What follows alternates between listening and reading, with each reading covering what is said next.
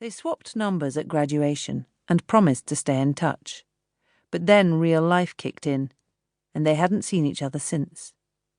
She'd often wondered what would have happened if the beautiful, insecure girlfriend hadn't staked her claim on him so early and so cloyingly, but felt too shy to contact him, worried that he might think she was stalking him in some way. But it had been 3 years since uni. Maybe the time was right. Maybe he was single. Maybe he was lonely.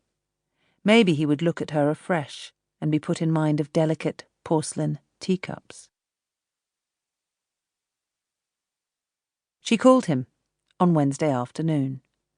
"Well, well, well," he said. "Joy Downer! What a blast from the past!"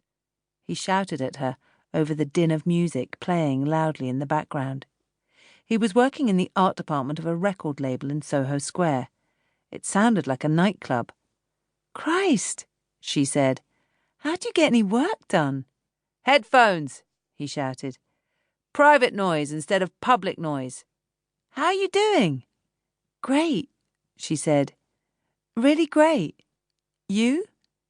"Excellent. Life is sweet." "Oh," she gushed. "Great. Where are you living now?" "Clapham," he said. "Or should I say Clam?"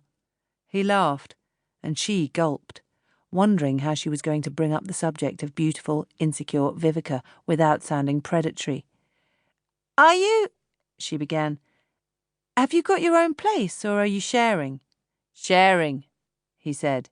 She breathed a sigh of relief, fondly imagining him in a flat full of unhygienic single men watching Baywatch and peeing in the shower. "Me too," she said. "It's a nightmare, isn't it?" "Yeah, but not for much longer. We're moving out next week." "We?" "Yeah, me and Viv." "Oh." She felt her heart plummet with disappointment. "So you're still together then?" She drew her hand into a tight fist. "Uh-huh. Got married last summer." "Wow," she said. "Married? That's really—" "Grown up?" "Yeah, really." "I know, but we just thought, fuck it. We're soulmates. We're going to be together for a very long time, maybe even forever. Why not just go that extra step? Make that commitment, you know?" "Yes," she said, even though she didn't.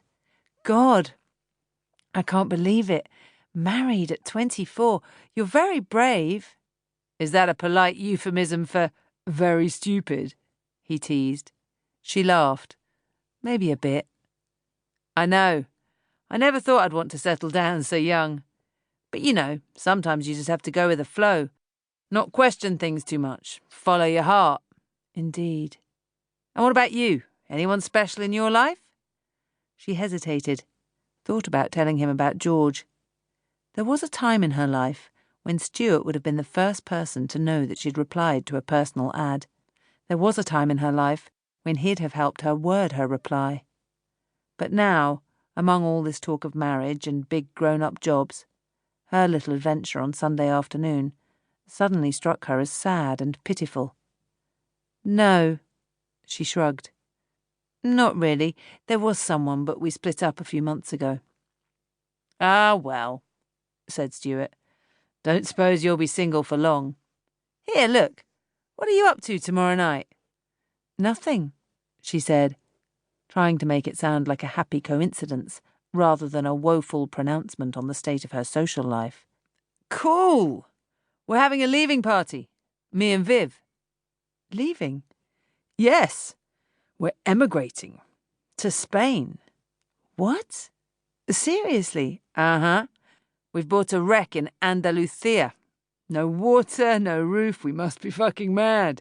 He laughed, although Joy couldn't really see what was funny about it.